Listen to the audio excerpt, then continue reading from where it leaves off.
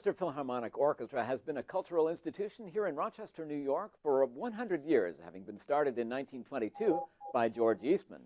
Here to talk about it are James Barry, the Vice President for Artistic Planning and Operations, and the Director of Education, Barbara Brown.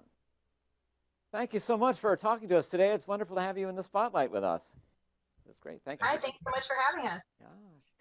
It's an exciting and varied and very energetic program you have every year at the Philharmonic, it seems, James. Yes, we do. We put on 38 weeks of concerts in different formats, everything from philharmonics to pops to movies and special events, and of course, the great work my colleague Barbara Brown does in education. And how many total productions in a season? I think people would be interested to learn.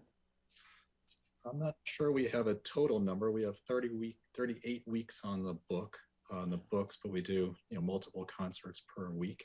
And ranging from community concerts, we do concerts throughout the summer. We do philharmonics concerts, pops concerts, specials, movies, you name it.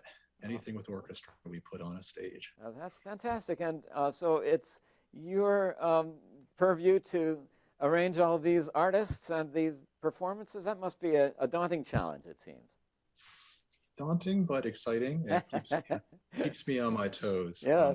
The planning process is something that it's a bit of a game of chess, and for all best intentions, sometimes things go awry, but we make it work in the end. I mean, just anecdotally, we can have everything for concert week and fills all set, ready to go, and one email can completely derail all that hard work, which could be a month of work. For example, a conductor or a soloist might not suddenly be available. That whole program has to be reconsidered. We have to, move things around. It's a big puzzle. It's a big game. It's a fun game, but some things come very, very quickly, and some things take a lot of work. But in the end, we end up with these really great seasons planned. Well, they are invariably challenging seasons, but interesting and well balanced. Do you listen to each work on the program, and how does a program go together? That is a difficult question to answer, but everything is so different, slightly. In the way we program. So it could start with an idea from Andreas Delfs about a major piece that he wants to program. And then we can, search around for a soloist for a concerto. And then that informs what might open the concert. It could be completely planned from the beginning, where we're actually going out nationally and internationally looking for artists to play a concerto at a very, very high level for very specific reasons. Or it could start, if we have a guest conductor coming in, we might ask them what's on their mind, or we might offer a soloist we think might make a good fit, and then we start talking about the repertoire. So it can come from any source. The inspiration, the creativity comes from any place, and we just make it work and shape it from there. And you're dealing with the vicissitudes of the current season, and then looking ahead and beyond that, long term too, all the time, it seems to me. That's correct. Yeah, I look out in general about 3 years, so 3 seasons out. So we work in today, we work into the next season. We're also working on the season after that, and we're considering ideas for even the season following. There's a long runway to make things happen. So what an initial conversation might look really positive, things can change in a few months, and people's schedules fill up, and so it's a lot of knocking on doors, keeping in touch with folks, and it's a juggling act. It's such a juggling act that sometimes I forget what season I'm in, what year I'm in. So it could be May 22, May 23, May 24. So it's a lot of looking at calendars. I carry calendars with me at all times, and be very careful about which calendar is which. So. They're always exciting years when they're announced. Everybody waits to see what the Philharmonic has this year and what guest artists. It's very exciting to see, and it's particularly good this year. What are the highlights that you have coming up, would you say? Well, we've got several more concerts for me personally, I really enjoy the new pieces of music that are performed, that that our audiences would be hearing for the first time. Sarah Kirkland Snyder has a piece called "Something for the Dark." It's her and Andreas met, I believe, in Norway, and they've kept in touch and began a relationship. So we're really excited about bringing her music to Rochester. Awadajan Pratt will be joining us this April, and he created a consortium commission with multiple orchestras. I think there's 8 or 9 orchestras across the country to premiere and a new piece by Jesse Montgomery, and it's a new piano concerto for a string orchestra, which is hot off the press. I think Jesse finished it last week. So I'm really, really excited about that. Andreas Delfs has a long, long relationship with Roberto Sierra, who just retired from Cornell University. He's an amazing composer. And Roberto he's actually at dinner with us last night. He's in town for Andreas's concert. He's written a new violin concerto for Andreas, and Juliana Thade, our concert master, will be playing that concerto. So they're actually spending the weekend reviewing the concerto together, the piano version. And so we'll bring that to Rochester in May. And, there's nothing more exciting than closing the season with a huge Mahler symphony. And we'll be closing with Mahler 2, the Resurrection Symphony,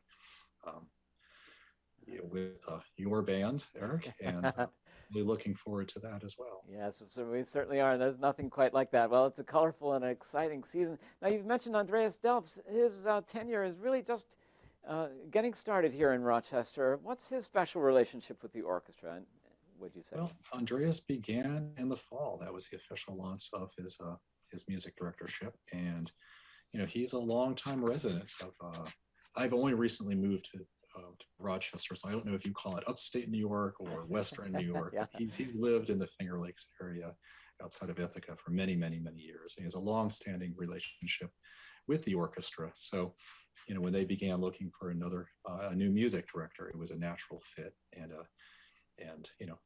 it's just a really exciting time to have a conductor of a really exceptionally high and great talent in Rochester. And I know the orchestra adores their relationship and the music making that they've begun making this season. No, that's been an extremely good appointment. Wonderful gentleman and a first-class musician. Oh, my goodness. Absolutely. And so what particular artistic vision does he bring to the planning, would you say, James?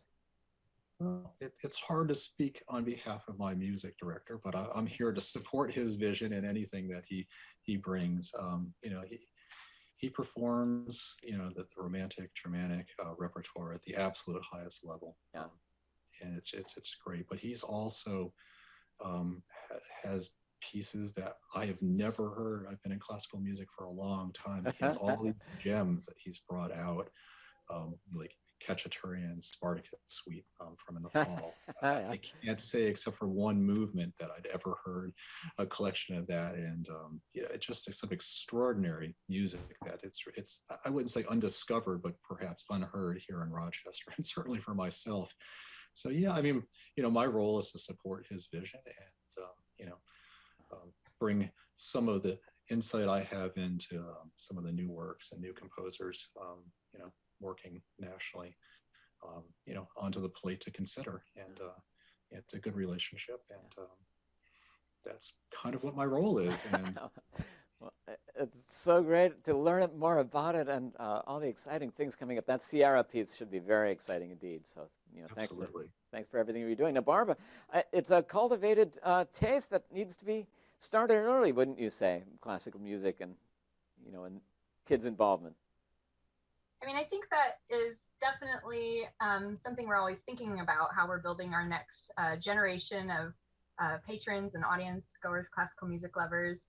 But I don't think it's as hard to grasp for young kids as maybe some people think it is. I mean, I think about the cartoons that I watched growing up, and it featured great classical music. So I think it's a lot more accessible than sometimes we want to think it might be for youngsters. And, the second they hear the orchestra, and especially, get their hands on an instrument themselves, I think it's a pretty easy sell. So what's the range of educational activities in the community right now? So the RPO has a long-standing tradition of offering different educational opportunities for the community. In fact, we're approaching our centennial, but our education programs started almost as soon as the orchestra began. So we've been offering education programs in Rochester since 1929, which is, I think, just a real something that we're very proud of. The RPO is really committed to music education and building up the next generation of music lovers in our city.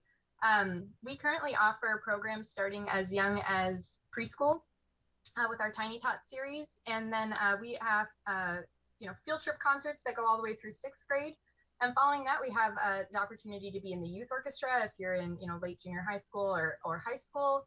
And then we're always finding ways to reach adults as well, whether it's through our pre-concert chats or some of our other programming. We have something called Art to the Max traditionally, where it offers adults a chance to come and learn a little bit about the inside, the inside scoop of what we do and how we put it all together, get to know the musicians a little closer. So there's opportunities for everyone, for sure. Now, do you have small ensembles performing in different locations as well? Absolutely. So that's another thing, when you ask the question of James, how many concerts we do in a year, I once counted, and I think we had 114 full orchestra concerts in a season. But when you add in the chamber ensemble performances as well, that number is going to really skyrocket. Oh my. Currently, we're sending small chamber ensemble groups into different nursing homes, memory care facilities. We have a wonderful program that's been funded by the Mellon Foundation, allowing us to break down into smaller groups and go in to play for some of these individuals that may not be able to come and see us in the concert hall. And we're also doing the same thing through a program funded by the NEA, where we're also breaking down into chamber groups and playing for different groups of students with developmental or physical disabilities or limitations, some of our autistic community. So we're really excited to be branching out into what we're terming our care and wellness initiative. And that is a great way for us to employ our chamber ensembles out into the community. It's artistic service, no small measure. That's huge service to the community. Absolutely. And many of these concerts are free, I understand. Quite a few. That's correct. We have an Around the Town concert series that we perform, a few times throughout the year that are full orchestra concerts, free and open to the community. And then a lot of what we do in the summer is also free. And it's a great way to spend a summer night. Pack a picnic, head to a park, and hear the RPO. Now, if an adult is looking for an entryway to hear the Philharmonic, I guess they might go to a Pops concert. You have many of those in the season, huh, James?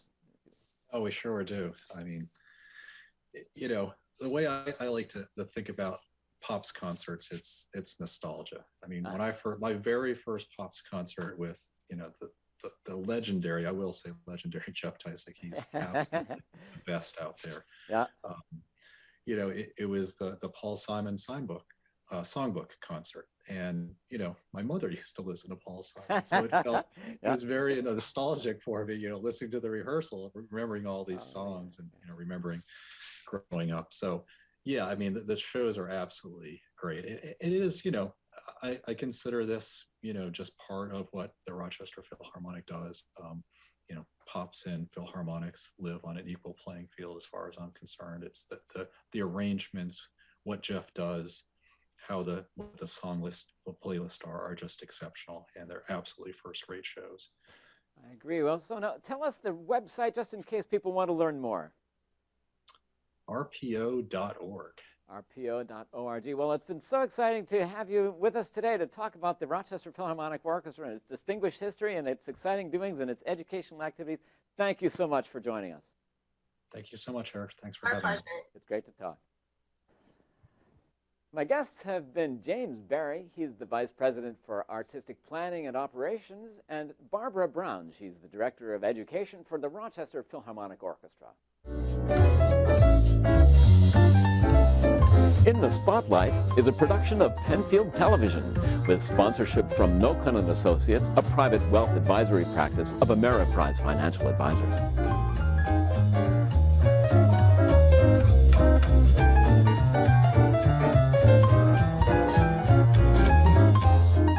If you enjoy this program, please find us on Facebook, like and share the program. and find our full playlist on YouTube. Thank you so much for watching.